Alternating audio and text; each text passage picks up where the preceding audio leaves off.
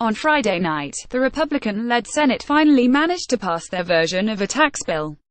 But let's be clear, it's a tax bill, not tax reform, nor is it a bill that really benefits the middle and upper middle class that much. This is a bill that wealthy globalists in private equity and hedge funds and real estate love. It benefits them to the tune of hundreds of billions while letting the middle and upper middle class enjoy the crumbs of the cake.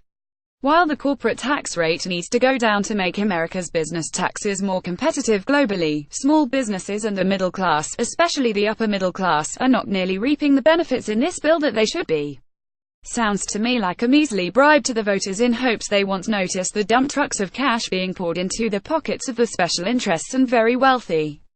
Almost 50% of private sector jobs come from small businesses, and while the tax break for small businesses went from 17% to 23% thanks to the work of Sen's Ron Harold Johnson upsets 23% deduction for small businesses to save tax bill. Top GOP senators say they have the votes to pass tax bill. Angus King on GOP tax push to call this a circus would be an insult to circuses. More RWISC and Steve David Dines. Top GOP senators say they have the votes to pass tax bill. Angus King on GOP tax push to call this a circus would be an insult to circuses. GOP will sell out middle class for a win on tax reform. More Armont. Those cuts need to be more at the 37% range, as in a 25% rate for small businesses. Almost every Republican politician touts his or her small business credentials on the campaign trail. When they finally have the power to do something about it, they conveniently forget all about that rhetoric. As the plan now moves toward conference to reconcile the House and Senate versions, there are fixes that must be made. The corporate tax should be immediate, the small business tax should be set at 25%, and the personal taxes should be set at the 4-bracket level. As hard as it is for the swamp dwellers to do, they must also close the carried interest loophole, not accepting fig leaf of the Brady Compromise on the issue. This one issue was egregious enough for Donald Trump. John Trump Dems resurface Flynn's lock her up comments after Mueller charges Congress must stop private prisons from receiving tax breaks. Evangelicals were with Trump in 2016, and will be in 2020 more to repeatedly mention it on the campaign trail, yet suddenly HES gone silent on it, and trust me, the silence is deafening. Don't give special favors to private jet companies because nothing says benefiting the middle class like carving out a little goodie for Gary Cohn and Steve Mnuchin's buddies back on Wall Street. On the issue of deducting state and local taxes, SALT, as much as I agree in principle that red states should stop funding the blue states' egregious fiscal irresponsibility, better to sunset that deduction, as Steve Forbes has suggested, in 18 months to 2 years. Finally, the bill should be fixed to make sure it doesn't contain any unnecessary poison pills that could come back to haunt the president later on. There are already big things that the Democrats will try to hang the president on.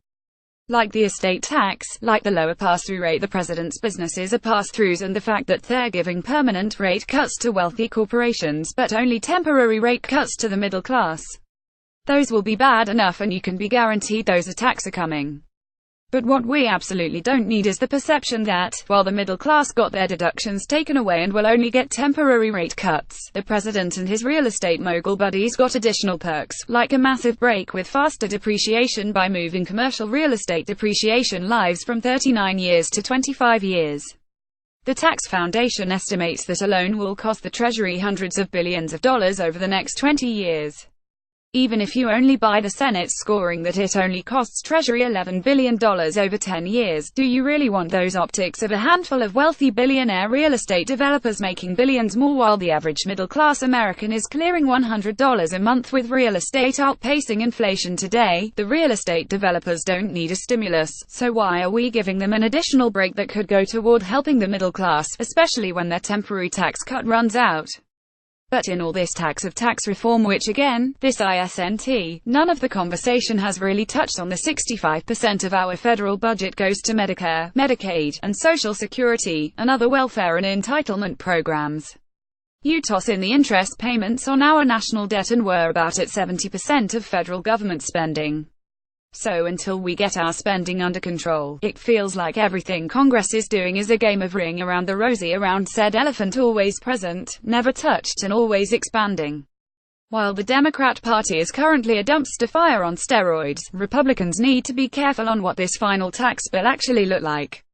What happens if none of the above fixes are made, and a few months before the 2018 elections the American people wake up to realize that they got the short end of the stick on tax reform, and that the wealthy and the hedge fund and private equity guys got all the real breaks? It won't end well for Republicans, and quite frankly, it won't end well for Donald Trump.